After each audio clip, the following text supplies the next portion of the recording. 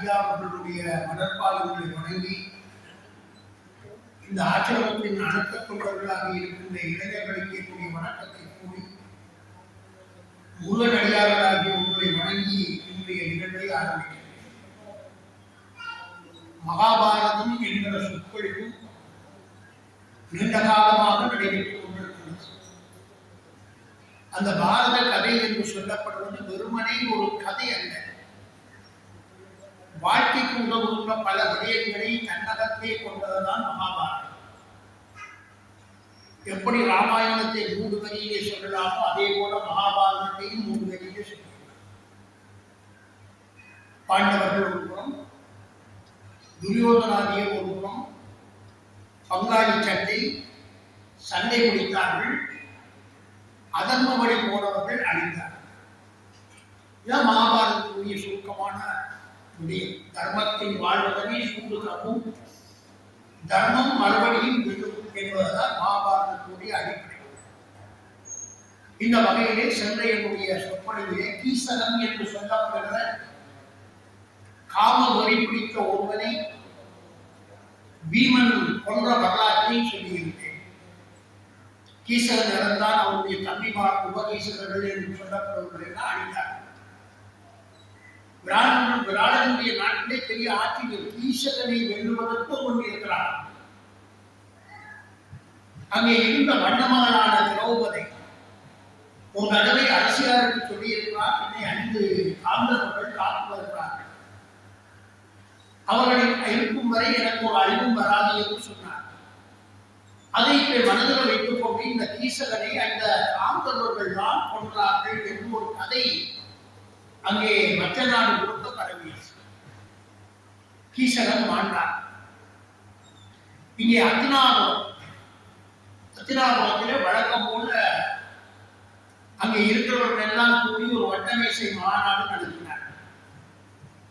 துரியோதனன் முதற்கொண்டு பீஷ்மர், விதுரன், துரோணர், கிருபன், அஸ்வத்தாமா என்று சொல்லப்படுகின்ற எல்லோரும் அந்த அவையிலே இருந்தார். துரியோதனன் சொல்லுகிறார், 12 ஆண்டு கடந்து ஓராண்டு அஞ்ஞாதவாச காலம். இந்த காலத்திலே எப்படியாவது பாண்டவர்களை கண்டுவிட்டால் திரும்ப ரிட்டர்ன் பண்ண பழையபடி 12 ஆண்டுகள் அவர்களை காட்டுக்கு அனுப்பலாம் என்று நினைத்து எல்லா திசைகளுக்கும் ஒற்றர்களை அனுப்பினான், தூதுவர்களை அனுப்பி வைத்திருந்தார். அவர்கள் நாடுகள் எல்லாம் தேடினார்கள், மலைகள் காடுகள் எல்லாவற்றிலும் போய் தேடினார்கள். இந்த 5 பேரையும் கண்டுபிடிக்க திருப்பி போயிடும்.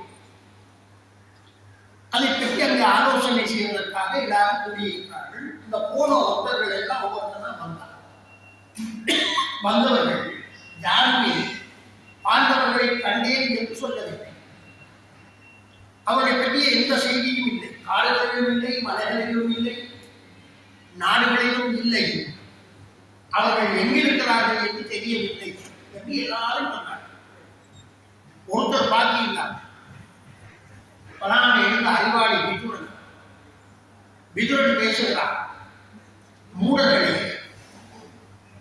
தர்மனை கண்டுபிடிப்பதானால் நாடு நாடாக போய் காடுகள் எல்லாம் தேடி கண்டுபிடிக்க முடியுமா? அவனை கண்டுபிடிக்கிற ஒரே ஒரு வழி, தர்மன் பாண்டவர்கள் எங்கிருக்கிறார்களோ அங்கு அமைதி இருக்கும். அந்த நாடு நல்ல செழிப்புடைய நாடாக இருக்கும், முப்போகமும் விளையும். அப்படின்னா என்ன? நல்ல மழை பெய்யும், அமைதியான நாடு, தர்மத்தின்படி நடக்கிற நாடாக இருக்கும். அங்கதான் பாண்டவர்கள் இருப்பார். விதுரன் ஒரு குழு போடுறார். இதை கேட்ட அந்த தூதுவர்கள் ஒருவன் என்ன செய்தார் சொல்லுறார், நாங்கள் போன நாடுகளில் மற்ற நாடு எங்கொண்டு இருக்கிறது, அந்த நாட்டிலே தான் விதுரன் சொன்னது போல அமைதி நிலவும். அங்கே இருக்கிற மக்கள் நல்ல வளமோடு வாழ்கிறார்.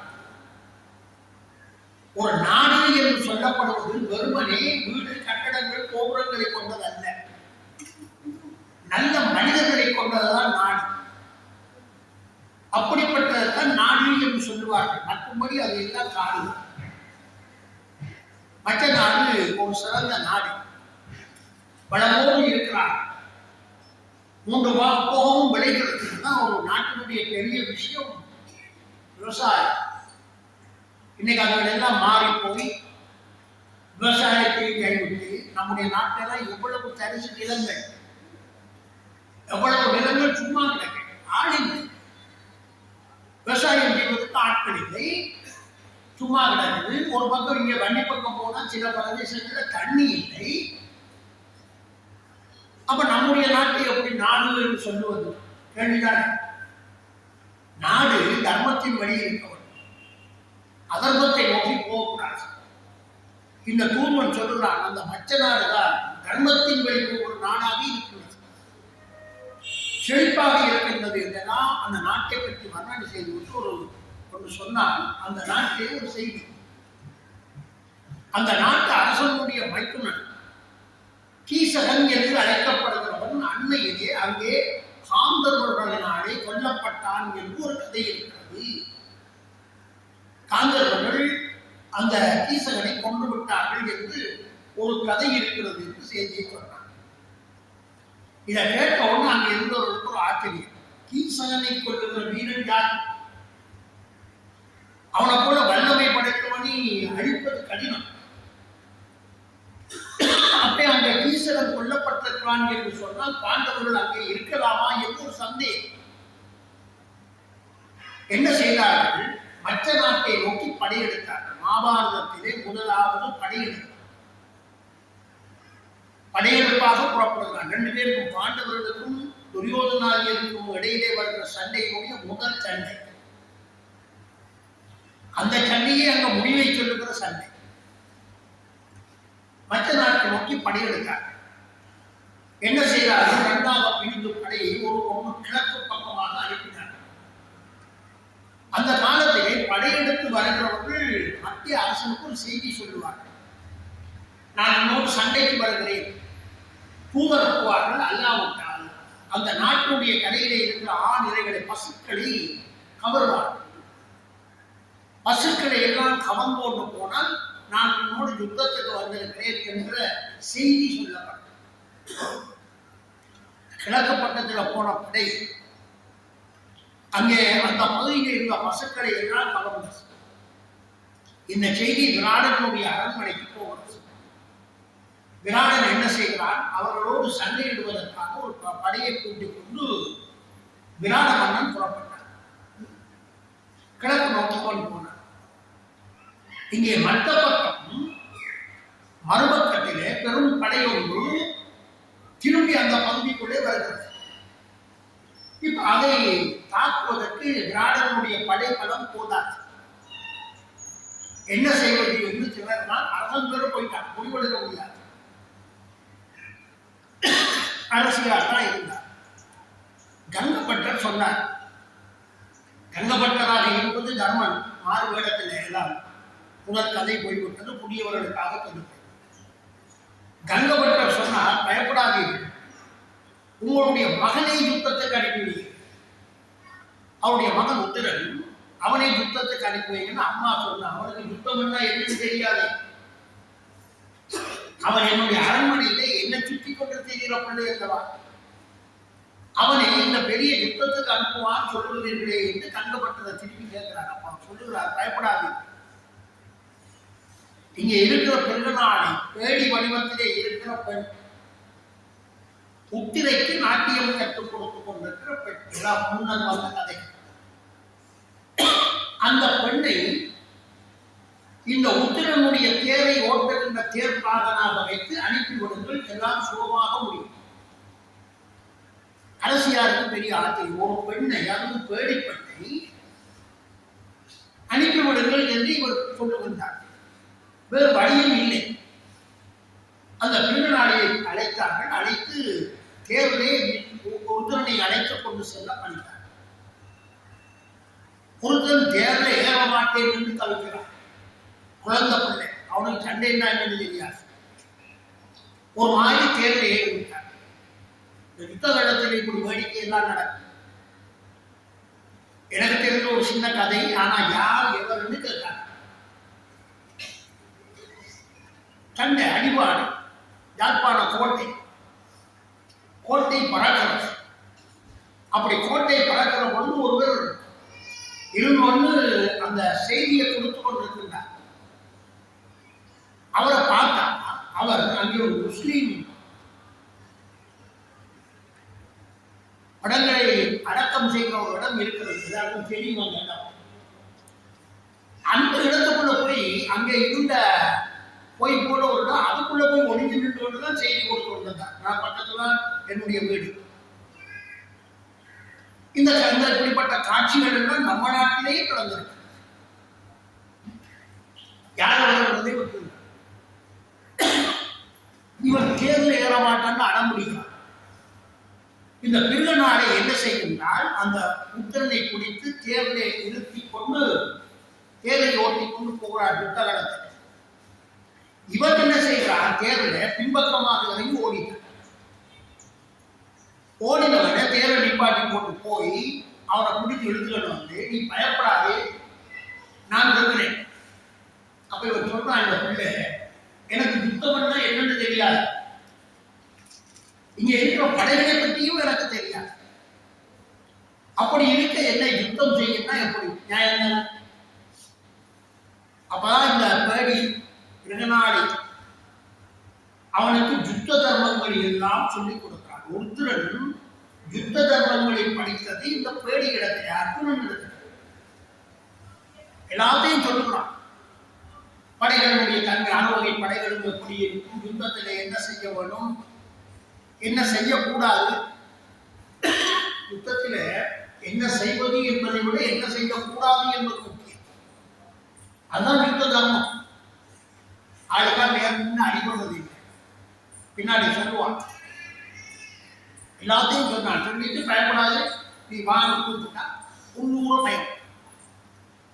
வேறு வழி இல்லாமல் இவர் என்ன செய்கிறான், இந்த பிறநாளை இந்த தேரை ஓட்டி கொண்டு சுடுகாட்டு காளி கோயிலுக்கு போனார். இந்த கதையெல்லாம் முன்னால் சொல்லப்பட்டு புதியவர்களுக்கு ஆகாத சின்ன விஷயம். அந்த சுடுகாட்டு காளி கோயிலில் வன்னிமர பொங்கிலே தான் இந்த பாண்டவர்கள் தங்களுடைய ஆயுதங்களை எல்லாம் கொண்டு போய் வைத்தார். இப்ப இந்த பிறநாளை என்ன செய்கிறாள், இறங்கி அந்த வன்னிமர பொந்துக்குள்ளே இருந்த தன்னுடைய ஆயுதங்களை எடுக்கிறாள். காண்டீபத்தை எடுத்தாள். அர்ஜுனனுடைய வில் காண்டீபத்தை எடுக்கிறார். அப்படி காண்டீபத்தை எடுக்கிற பொழுது இவர்களுடைய அஞ்ஞாதவாச காலம் முடிவுறுகிற நிலை, அஞ்ஞாதவாச காலம் முடிவுறுகிற நிலைக்கு வந்துவிட்டது.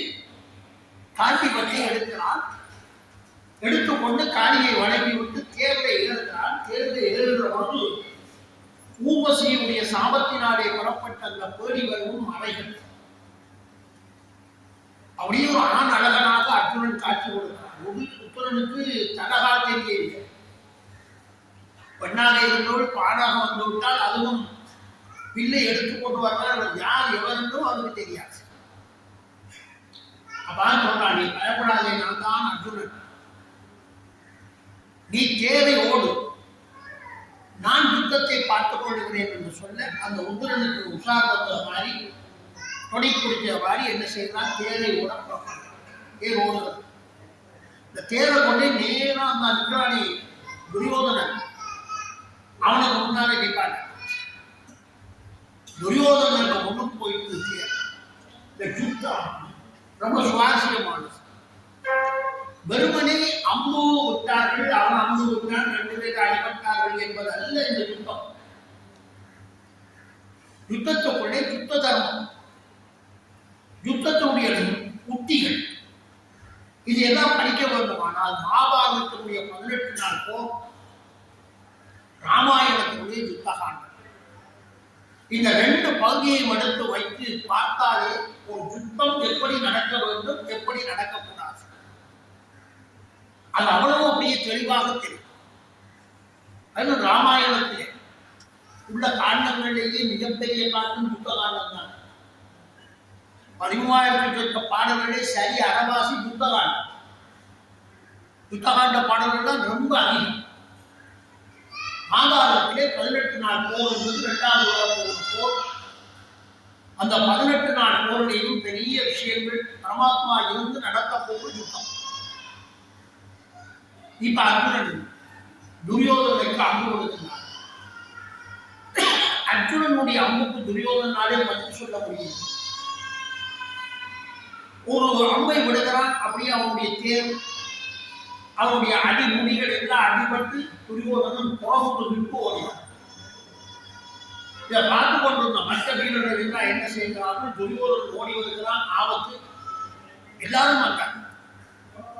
வந்தவர்கள் யார்? பெரும் வீரர்கள், மாணவர்கள். பீஷ்மர் வந்தார், விதுரன் வந்தார், துரோணர், கிருபாச்சாரியார், அஸ்வத்தாம, அத்தனை பெரிய வீரர்கள். இது என்ன இந்த கதையிலே என்றால், துரியோதனிடத்திலே இருந்தது போல பாண்டவரிடத்திலே பெரிய வீரர்கள் இருக்கவில்லை என்பதுதான். துரியோதனிடத்திலே இருந்த மகாரதர்கள் மிக அதிகம், பாண்டவரிடத்திலே இல்லை. ஆனால் பாண்டவர் பக்கம்தான் வெற்றி பெறுகிறது என்றால் அதற்கு ஒரே ஒரு காரணம், தர்மம் அவனோடு நின்றது. தர்மம் எங்கே இருக்கிறதோ அங்கதான் வெற்றி. வெறும் படைபலத்தினாலேயும் ஆழ்பலத்தினாலேயும் நடக்க போறது கிடையாது. இதான் இந்த பாரத வரலாறு சொல்லிட்டு ஒரு பெரிய விஷயம். எல்லாரும் வந்தார்கள், அர்ஜுனன் பார்த்தான், அதுவும் எல்லாரும் சுற்றி நிற்கிறார்கள், பெரிய வீரர்கள்.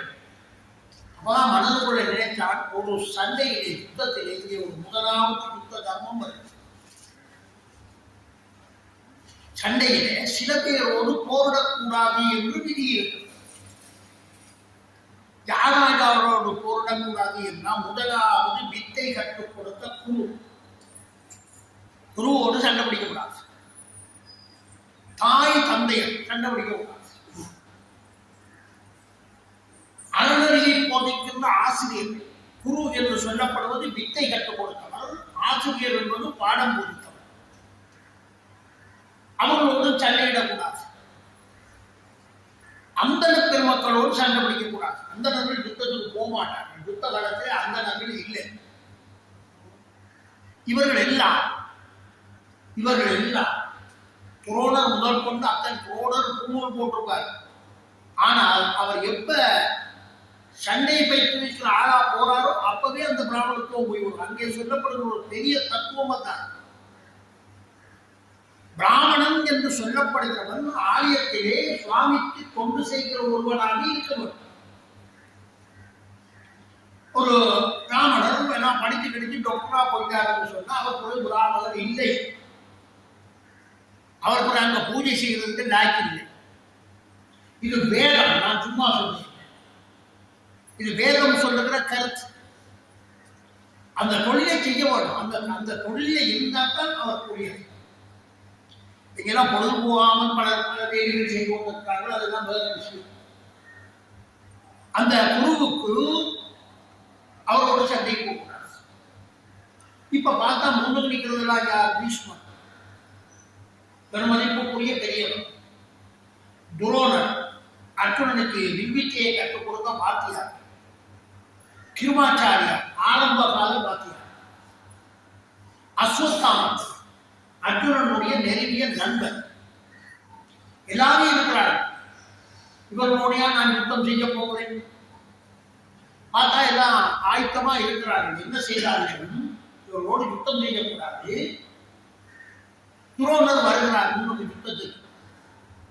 அப்படி துரோணர் வந்த உடனே அர்ஜுனன் சொல்லுகிறார், வித்தை கொடுத்த குரு, உங்களோடு யுத்தம் செய்வது எனக்கு தர்மம் இல்லை.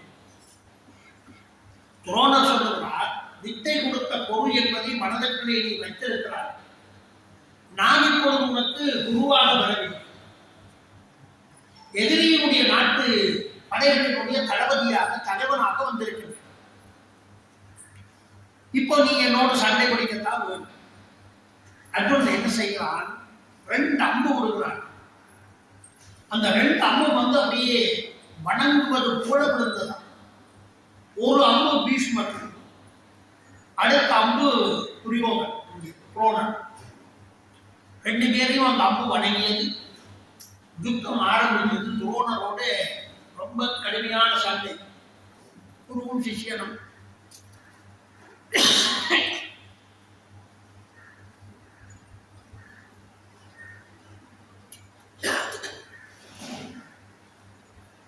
யுத்தம் நடக்க துரோணர் நினைக்கிறார். அடுத்த விஷயம், துரோணர் என்ன நினைக்கிறாரே, என்னுடைய மாணவன் இவ்வளவு அழகாக கண்டுபிடிக்கிறார். ஒரு வாத்தியாரில் இருக்கிற சிறப்பு என்ன தெரியுமோ, தன் மாணவனுடைய உயர்வு கண்டு மகிழுதல். இப்ப இல்லாத சிறப்பு என்ன தெரியுமோ, அந்த மாணவனுடைய உயர்வு கண்டு வைத்தறிக்கப்படும். முன்னி எங்களுடைய ஆசிரியர் பெருமக்கள் எல்லாம் நினைச்சபடினா இன்னைக்கு அந்த பேச்சே அங்கால போவார். அவர்களை சுற்றியே அவர்கள் எல்லாம் என்ன செய்தார்கள், மாணவனுடைய உயர்வுக்காகவே தன்னை அர்ப்பணம் செய்தார். என்னுடைய வாத்தியார் பண்டிதராகத்தான் இருந்தார். அதுக்கு அடுத்த ஸ்டெப் அவர் வைக்கவே இல்லை. அவரால் படிக்க முடியாதா? அவர் அதை நினைக்க இல்லை. அவர் என்ன நினைச்சாருன்னா, நான் மாணவர்களுக்கு பாடம் போதிப்பதற்காக ஆசிரியர் பொறுப்பை ஏற்றிருக்கிறேன், ஆசிரியராகவே இருந்து அவர்களுக்கு கல்வி கற்பிக்கிறேன்.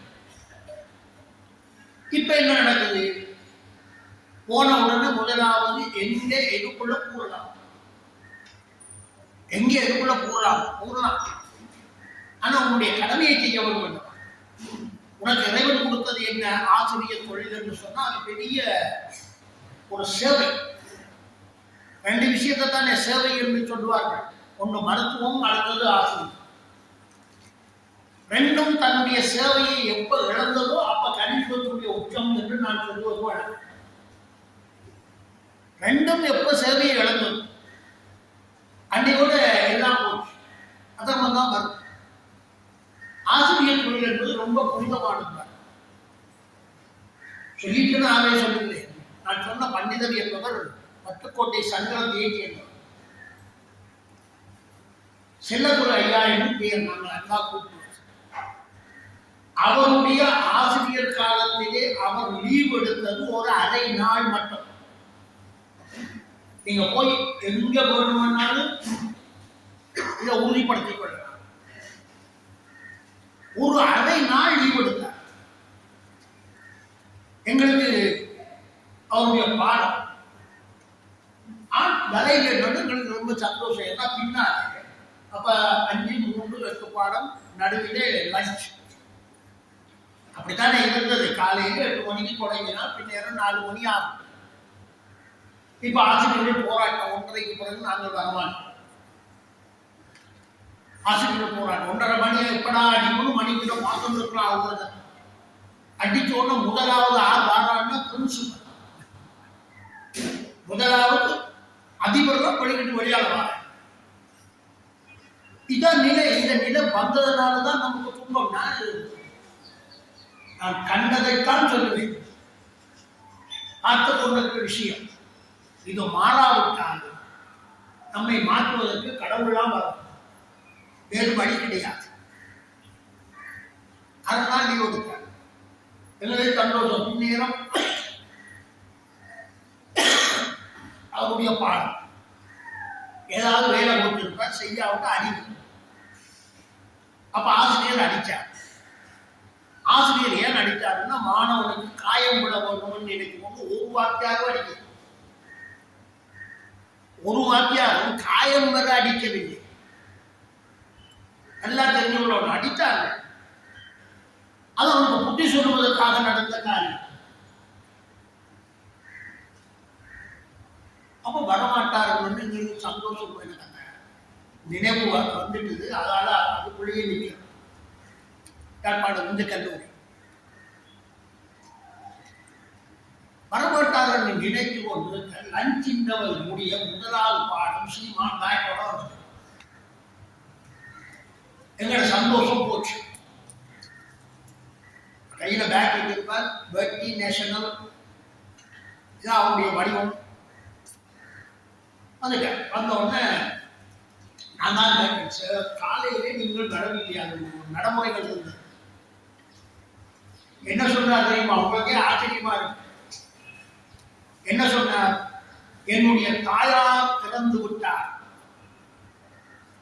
அவருக்கு காரியம் செய்வதற்காக அரை நாள் லீவு. எங்க நீங்க சொல்லுவாமா, அப்படி ஒரு வாத்தியார் இப்ப இருந்தா என்னோட வந்து கொடுங்க, நான் விரும்பும். இப்ப எப்படி மனைவியும் தாயாரும் தந்தையார் மரணமாகிவிட்டார். நான் 7 நாள் லீவ். ஒரு வாத்தியார் எடுத்த லீவ். அப்படி போகிற ஒரு காலம். லீவ் எடுக்கப்படாதுன்னு நான் சொன்னேன். நான் அப்படியே அந்த எண்ணங்களோட தான் சொன்னேன். கடமையை செய். முக்கியம் அதுதான். அவர் அப்படிப்பட்ட ஆசிரியர் பெருமக்கள். ஆசிரியர் ஒரு ஏணிப்படி கீழே தான் நிற்கு ஏணி. மாணவர்கள்லாம் அந்த ஏணியில ஏறி மேல போவாங்க. ஒரு நாள் ஏறி ஜம்ப் பண்ணி மேல போகக்கூடாது. அதான் அந்த தொழிலுடைய மரியாதை. மேல மாணவர்கள்லாம் போவாங்க. மேல போன மாணவன் கீழே இருந்த அந்த ஆசிரியனை நினைத்தால் அது வேறு விஷயம். அது அவனுடைய சிறப்பு. ஆனா கீழே இருக்கிற ஆசிரியர் தன்னுடைய மாணவன் மேலே போய்விட்டான் என்று மகிழ்வானே தவிர வேறொன்றையும் நினைக்கிறார். இதான் அந்த ஆசிரியர். அந்த காட்சி இங்கே துரோணர் சொல்லுகிறார்.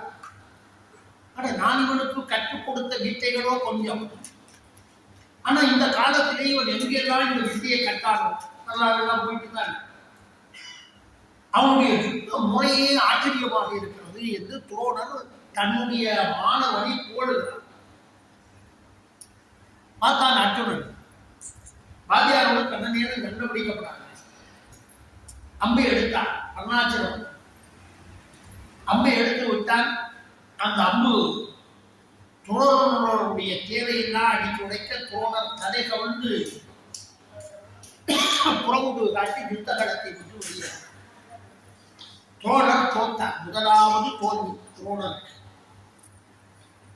எல்லாம் பார்த்தார்கள். அங்கே பெண் வடிவத்திலே இருந்த பெண்ணாளை ஆணாக மாறி யுத்தகலத்துக்குள்ளே வந்து இவர்களை எல்லாம் வென்று குவித்துக் கொண்டிருந்த பொழுது கர்ணனும் வந்தார். கர்ணனுடைய முதல் பெரிய யுத்தம். நான் கர்ணனை பற்றி சொல்லுகிற பொழுது ஒரு போக்கிலே சொல்லிக் கொண்டிருக்கிறேன். அந்த கர்ணனுடைய போக்கு மாறப்போகிற இடங்கள், கர்ணனை வள்ளலாக காட்டப் போகிற இடங்கள் எல்லாம் இனிதான் வருது. இந்த கர்ணன் வருகிறார். கர்ணன் வந்தோன்னு அர்ஜுனனோடு கடும் சமம். 2 பேரும் சமமானவர்கள். கடுமையான போர் நடக்கிறது. அர்ஜுனன் வழக்கம் போல என்ன செய்தார்?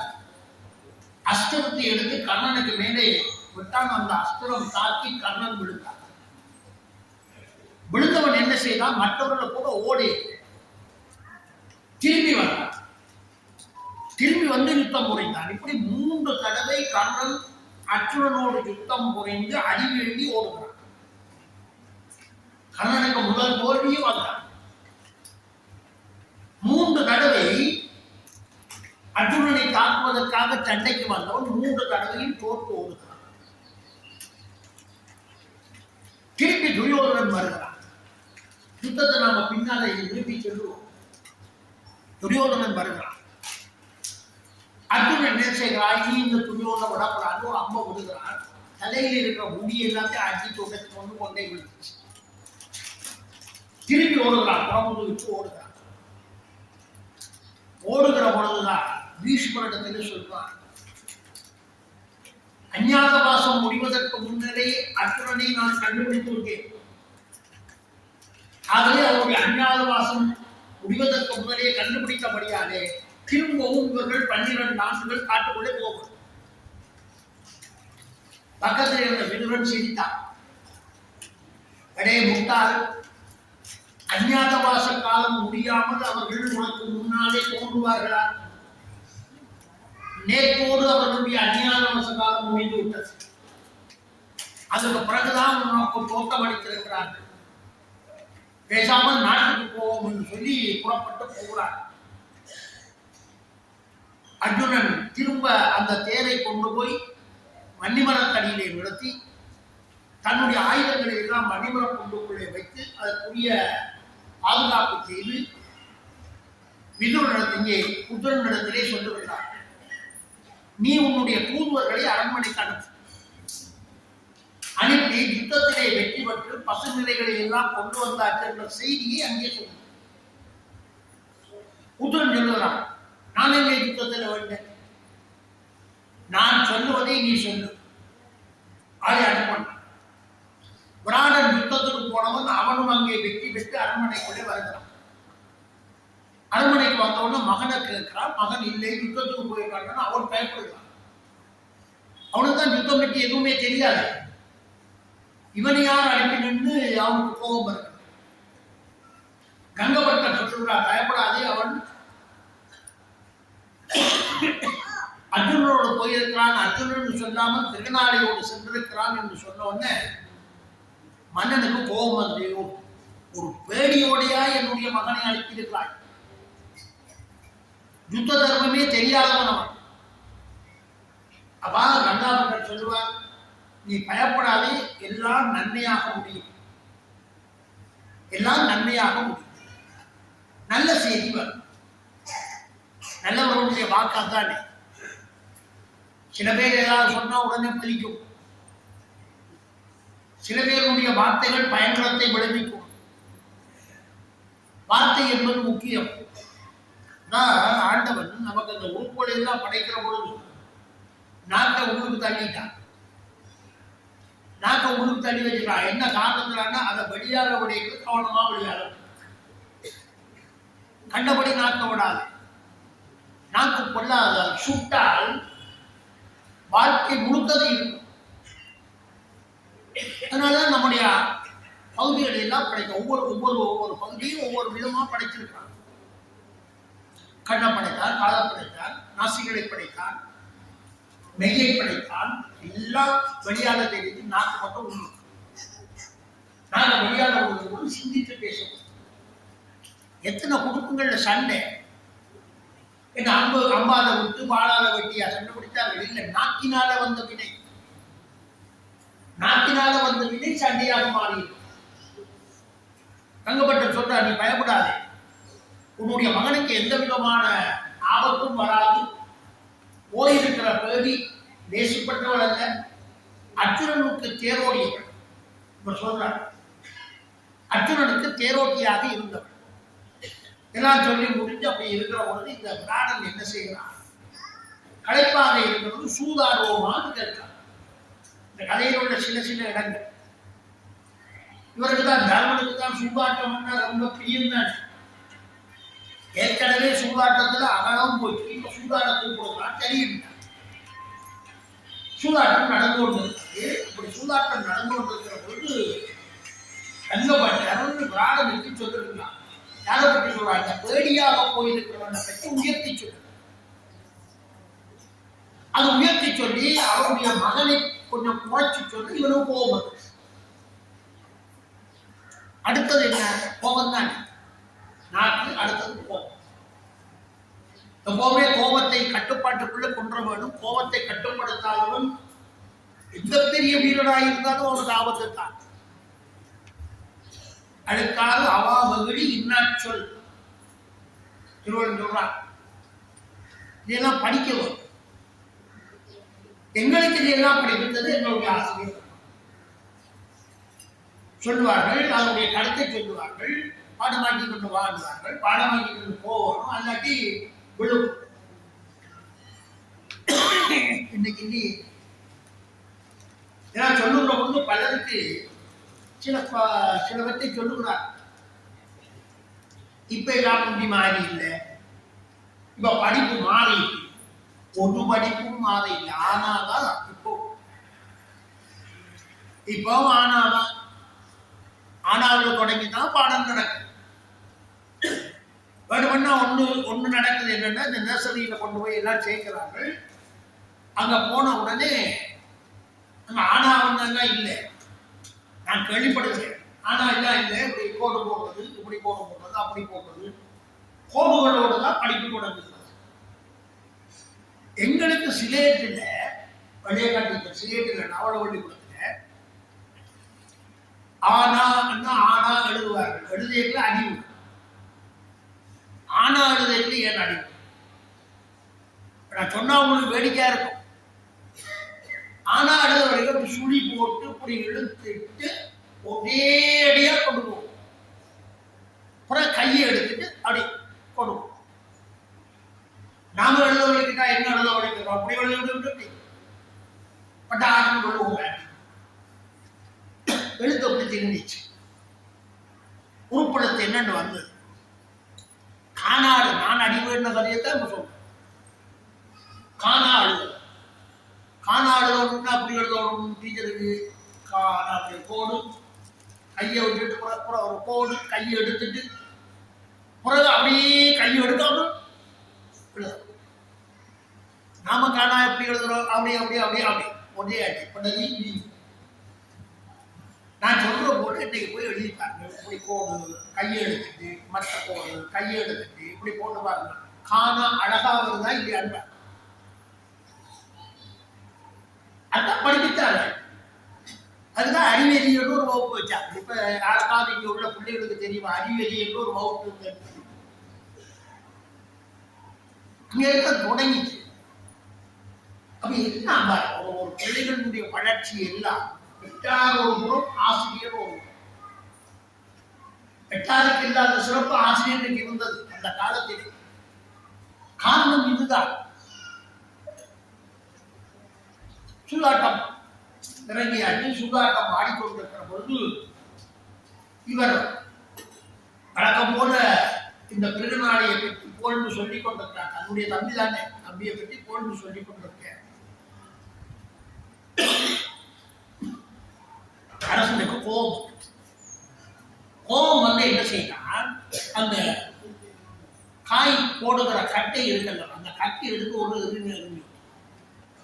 கோவஞ்சீரன் அந்த கட்டை போய் தர்மனுடைய நெத்தியிலே அடிச்சது. அடிச்சு அந்த நெத்தியிலே குங்குமம் போட ரத்தம் வரப்படும்.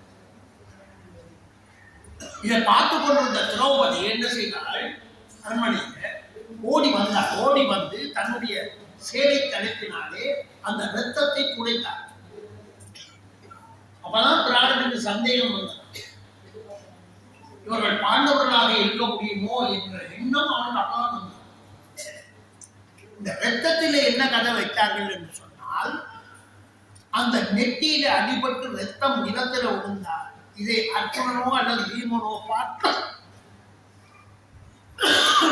அந்த நாட்டையே எரிப்பார். தன்னுடைய தமையனுடைய உடம்பிலே இருந்து ஒரு துளி ரத்தம் வந்தா போதும், அதுக்கு பழிவாண்டாமல் விடமாட்டார். இதை தெரிந்து வைத்திருந்த திரௌபதி என்ன செய்கிறார், அந்த ரத்த துளி கீழே விழுந்ததுக்கு முதல் போய் தன்னுடைய சேலை தலைப்பினாலே அப்படியே அந்த ரத்தத்தை துடைக்கிறார். இந்த காட்சிகள் எல்லாம் ஒரு கணவன் மனைவிக்கு இடையிலே இருக்கின்ற அன்பின் வெளிப்பாட்டை செயல்பாடு, அன்பினுடைய வெளிப்பாடாக நடக்கின்ற செயற்பாடு. அதை பற்றி எல்லாம் சொல்லிக் கொண்டு போனா நிறைய போகும். இப்ப எங்க அன்பு இருக்கிறது ஒரு பெரிய கேள்விக்குள்ளாம ரத்தத்தை துடைக்க. அப்படி துடைக்க இந்த தூதுவர்கள் வந்தார்கள். வந்து சொன்னார்கள், இப்படி யுத்தத்திலே வெற்றி பெற்று பசுக்களை எல்லாம் கொண்டு வருகின்றார். பிராணனுக்கு பெரிய மகிழ்ச்சி, தன்னுடைய மகன் வெற்றி பெற்று விட்டார் என்கிற செய்தியை கேட்கின்றார். அந்த நேரத்திலே இங்கே உள்ளுக்கு வருகின்றான் இந்த அர்ஜுனன். இதை பார்த்த அரசன் அப்படியே வந்திருக்கிறவர்கள் யார் என்று பார்க்கலாம். பாண்டவர்கள் தான் வந்திருக்கிறார்கள் என்று கங்கப்பட்டவர்களுடைய காலில் விழுந்து வணங்கினார். இவ்வளவு காலமும் உங்களை தெரியாமல் என்னுடைய அரண்மனையிலே ஒரு அடிமை போல பக்கத்தில் வைத்திருந்தேன் என்று வேதனைப்படுகிறார். தர்மன் சொல்லுகிறார், ஊழிக்காலத்தில் யார் உதவி செய்கிறார்களோ அவரை வாழ்நாளில் மறக்க முடியாது. இது அடுத்தது இன்னைக்கு சொல்லுகின்ற அடுத்த ஒரு விடை. எப்போவுமே தன்னுடைய வாழ்க்கையில துன்பம் வருகிற பொழுது உதவி செய்தவர்களை கடைசி மட்டும் மறக்கக்கூடாது. துன்பம் வருகிற பொழுது உதவி செய்கிறார்கள் என்று சொன்னால் அவர்கள் நம்முடைய உள்ளத்துக்குள்ளே வைத்து போற்றப்பட வேண்டியது. இது அப்படி இல்லையே, உதவியை பொருளாதான் வருவோம், பிறகு பார்த்தா அடுத்த நிமிஷம் அவனுக்கு எதிராகவே இவர் ஒரு ஸ்டேட்மெண்ட் கொடுத்தார். இப்ப இருக்கிற காலத்தினுடைய கலியுகத்தினுடைய வேலை. கங்கபட்டர் அப்படியே காலில் விழுந்து வணங்கினார். பாண்டவர்கள் அஞ்ஞாதவாசம் முடிந்து பிராடனுடைய அரண்மனைக்குள்ளே இருக்கிற பொழுது கண்ணன், பரசுராமன் முதற்கொண்ட மன்னாதி மன்னர்கள் எல்லாம் இவர்களை தேடி வருகிறார்கள். அவர்களை எல்லாம் பார்த்து வணங்கி விராட மன்னனுக்கு நன்றி சொல்லி உப்புலிகாபுரம் என்று சொல்லப்படுகிற பிரதேசத்தை நோக்கி பாண்டவர்கள் அடுத்த கட்ட நடவடிக்கைக்காக புறப்படுகிறார்கள் என்பதோடு இந்த விராடனுடைய பகுதி நிறைவுறுகிறது. அடுத்து வரப்போற பகுதி மகாபாரதத்துடைய மிகச்சிறப்பான பகுதி. அதுல முக்கியமானது கண்ணன் தூது போக போகிறார். ஒரு தூது போகிறவனுக்கு என்ன எப்படிப்பட்ட குணாதிசயங்கள் இருக்க வேண்டும் என்பதையெல்லாம் வைத்துக்கொண்ட அடுத்த பகுதியை பேசுவதற்கு திருவள்ளுவர் கைகூடும் என்கிற எண்ணத்தோடு இன்றைய சொற்பொழிவை நிறைவு செய்கிறேன். நன்றி, வணக்கம்.